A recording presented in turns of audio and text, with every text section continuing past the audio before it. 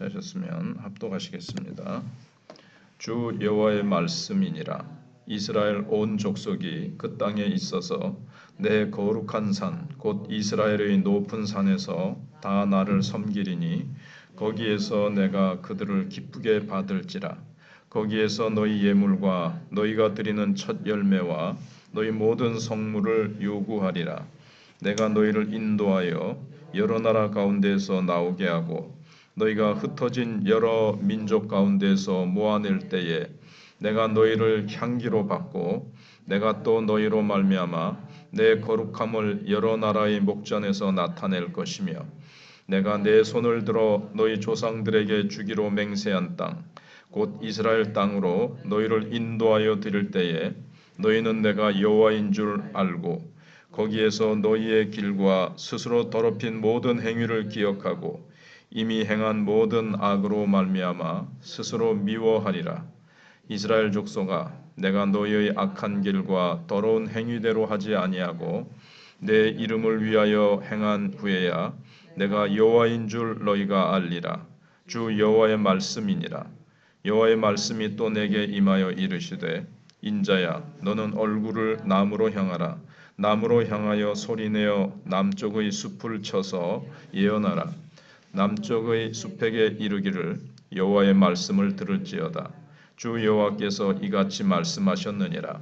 내가 너희 가운데 불을 일으켜 모든 푸른 나무와 모든 마른 나무를 없애리니 맹렬한 불꽃이 꺼지지 아니하고 남에서 북까지 모든 얼굴이 그슬릴지라.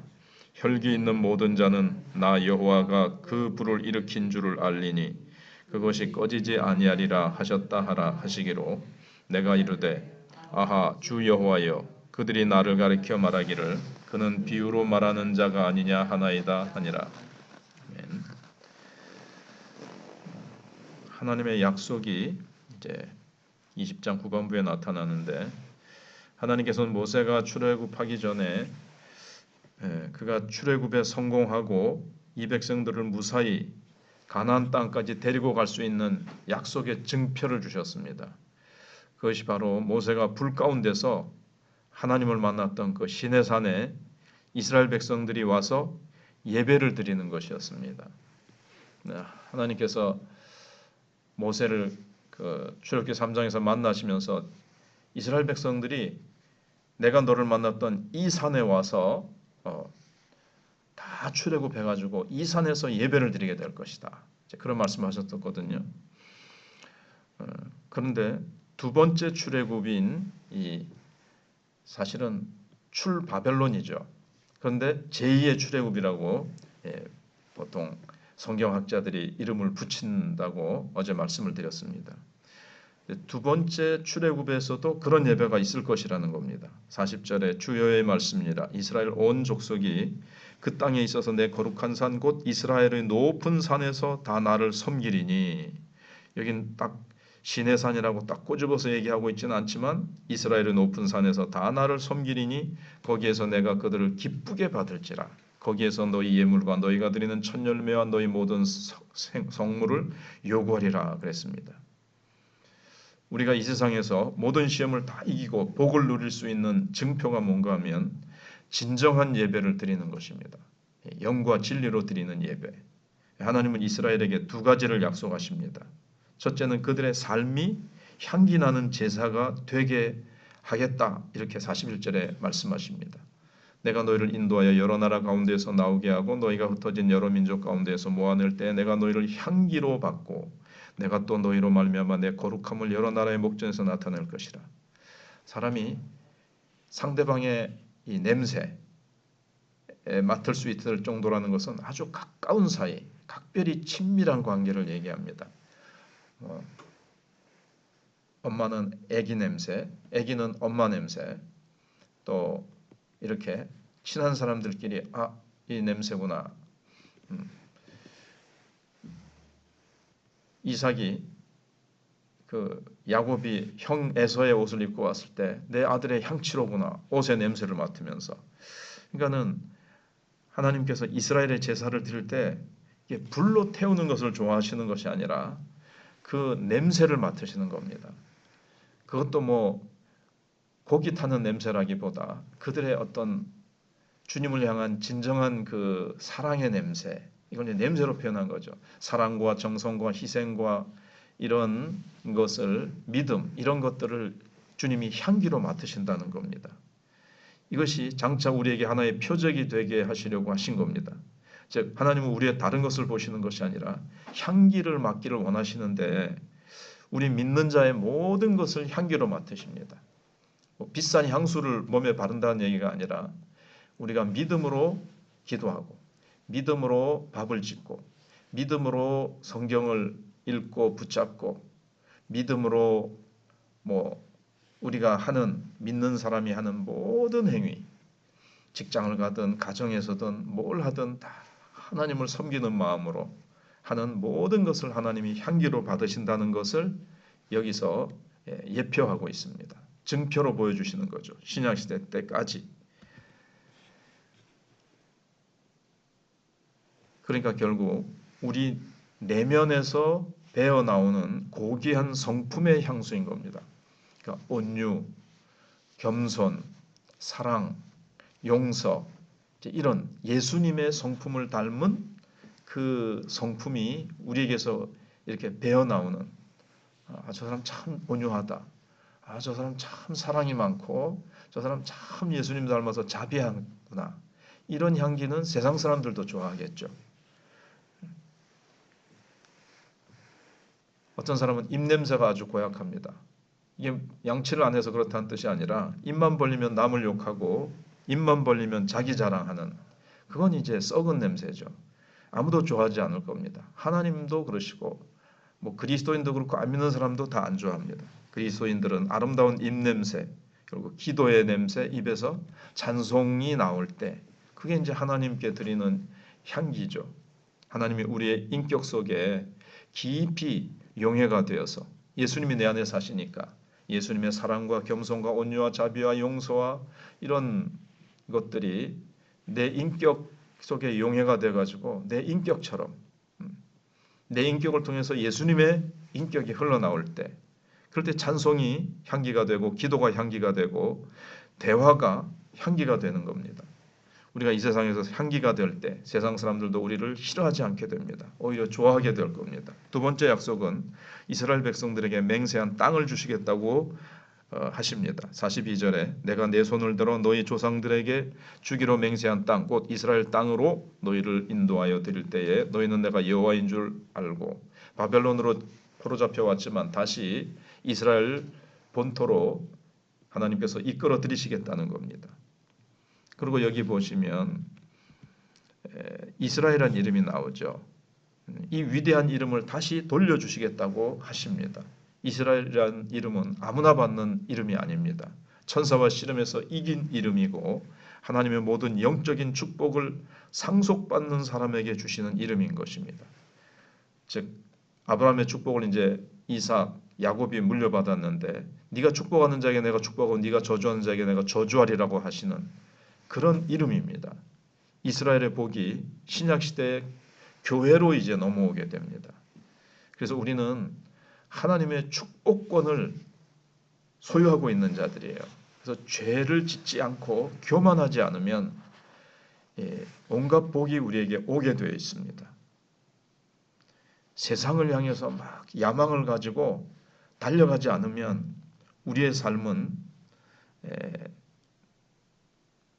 그러니까 우리가 세상을 향해서 욕심을 가지고 달려가면 하나님의 주신 이 축복권을 무시하고 에서처럼 세상으로 달려가면 안 된다는 거죠. 이 축복권을 우리가 받았기 때문에 범죄하지 아니하고 하나님만 딱 붙들고 있으면 하나님께서 우리 각자에게 적당한 분량으로 하나님께서 복을 주시는 거죠.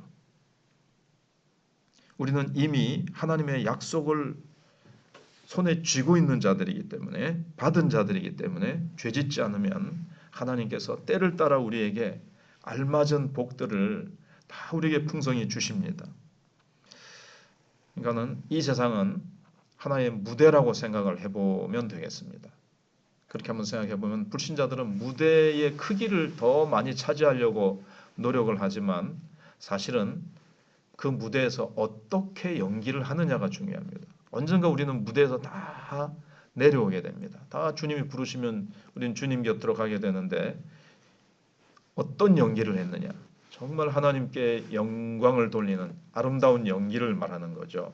우리의 삶을 정말 향기나게 멋진 연기를 하는 거죠. 그리스도인답게. 세상 사람들은 하나라도 더 차지하기 위해서 뺏고 다른 사람을 눌리고 그렇게 연기를 하는 겁니다. 그러니까 하나님께서 이 삶이 연기가 돼야 되는데 막 그건 생각 안 하고 더 차지하기 위해서. 근데 우리는 더 차지하기 위한 것이 아니라 하나님이 내게 주신 그 장소에서 오늘도 주님이 기뻐하시는 충성스러운 삶을 이제 아름답게 살아가는 것. 연기처럼 말이죠. 또는 음악가가 그 장소에서 뭐 바이올린이면 바이올린, 어떤 사람은 첼로, 어떤 사람은 뭐 트럼펫 다 있잖아요. 그러면 나는 내게 주어진 악기로 가지고 가장 아름다운 소리를 내면 되는 겁니다. 저 사람 트럼펫 부는데 나도 트럼펫 불었으면 좋겠다. 뭐 큰 소리 나는 거 하면 좋겠다가 아니라 딱 나에게 주신 그걸 가지고 아름다운 연주 혹은 연기를 하는 거죠. 그러면 하나님은 우리를 약속의 땅으로 인도하시겠다고 하셨습니다. 그 약속의 땅이 어딜까요? 부흥이 일어나고 축복이 일어나는 땅이 약속의 땅인 겁니다. 내가 있는 자리에서 내가 있는 자리가 축복의 땅으로 만들 수 있는 겁니다. 내가 여기서 불순종하고 게으름 피우고 뭐 우상 숭배하면 그건 뭐 축복의 땅이 아니고요.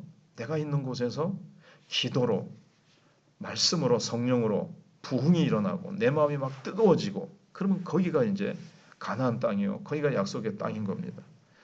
그다음에 이제 제2의 출애굽을 경험한 하나님의 백성들의 특징이 무엇인가 하면 자기 스스로 진리를 분별하는 겁니다. 강제로 억지로 하는 것이 아니고 여기 43, 44절에 거기에서 너희의 길과 스스로 더럽힌 모든 행위를 기억하고 이미 행한 모든 악으로 말미암아 스스로 미워하리라. 이제는 하나님이 강압적으로 떼놓는 게 아니라 스스로 이 뭐 우상 숭배라 이 모든 더러운 죄악들을 자신들을 더럽혔던 것도 이게 악이고 우리를 망치고 우리를 불행하게 하는 거구나 하면서 딱 스스로 분별해서 이것을 다 벗어버린다는 겁니다. 내가 너희 악한 길과 더러운 행위대로 하지 아니하고 내 이름을 위하여 행한 후에야 내가 여호와인 줄 너희가 알리라. 그렇게 하나님이 하십니다. 하나님께서는 우리를 로봇처럼 노예처럼 지으지 아니하시고 인격적으로 우리 스스로 분별해서 우리가 자발적으로 하나님을 사랑하고 하나님께 헌신하기를 원하시는 겁니다. 근데 이제 우리가 다시 또 옛날이나 우상 숭배나 죄악으로 달려갈 수 있는 가능성이 늘 있죠. 그래서 우리는 늘 날마다 나를 죽이고 늘 주님의 은혜 가운데 나가야 됩니다. 그리고 그 뒤에 이제 45절, 47절까지가 남방 나라에 대한 저주가 나오는데 이 남방은 애굽을 얘기합니다. 그럼 여기 푸른 나무와 마른 나무가 나오는데 푸른 나무는 뭐냐 하면 보통 성경에서 푸른 나무는 의인이고 마른 나무는 악인을 얘기합니다. 그러나 여기서는 푸른 나무는 의인이 아니고 도덕적으로 좀 훌륭한 삶을 사는 불신자입니다. 나는 그래도 다른 사람보다 깨끗하게 살았어. 훌륭하게 살았어. 그거 다 필요 없다는 겁니다. 하나님께서 푸른 나무든 마른 나무든 다 없애버리시겠답니다. 불로 다 태워버리시겠답니다. 하나님 앞에서 나 다른 사람보다 도덕적으로 뭐 윤리적으로 깨끗하게 잘 살았어. 나는 훌륭한 삶을 살았어. 하나님 앞에서 의인이 어디 있습니까? 하나님이 애굽이고 뭐고 좀 훌륭하게 살았다는 사람, 뭐 높은 자리를 차지하고 사람들에게 인정받고 살았던 삶 이런 거 다 필요 없다는 겁니다. 하나님 의지하고 하나님 붙들지 않은 자들을 하나님이 다 심판하시겠다는 것입니다. 애굽이라는 것은 그 당시에 가장 발달한 나라였지만 딱 한 가지가 없었는데 하나님의 말씀이 없었습니다. 그래서 그들을 위해서는 하나님의 불이 준비되어 있습니다. 하나님의 말씀이 없고 하나님의 말씀대로 살지 않는 자들에게는 하나님께서 다 심판하시고 하나님은 세상적으로 성공한 푸른 나무를 원하지 않으십니다. 그리고 이제 48, 49절에 혈기 있는 모든 자는 나 여호와가 그 불을 일으킨 줄을 알게 될 것이고 꺼지지 아니하겠다고 말씀하십니다. 그리고 사람들이 에스겔을 이렇게 조롱합니다. 그들이 나를 가리켜 말하기를 그는 비유로 말하는 자가 아니냐. 뭐 알아듣지도 못할 이상한 말을 씨부리는 자다. 경상도 말로 하면. 그러면서 막 조롱하나이다. 그러나 비유는 정말 겸손하게 갈급한 자들에게는 너무나도 깊이 있고 오묘한 진리를 담고 있는 놀라운 축복의 말씀입니다. 그런데 들을 준비가 안 돼 있고 교만하고 마음에는 욕심으로 가득 차 있으니까 들리지 않는 거예요. 예수님이 성령이 너희에게 하시는 말씀을 귀 있는 자는 들을지어다 그랬는데 우리는 늘 겸손히 갈급한 심령으로 주님이 어떠한 말씀을 주시든지 우리는 알아듣고 그 말씀을 귀한 양식으로 삼아 힘을 얻고 능력을 얻고 우리는 주님 앞에 향기 나는 삶을 살아야 되겠습니다. 기도하겠습니다.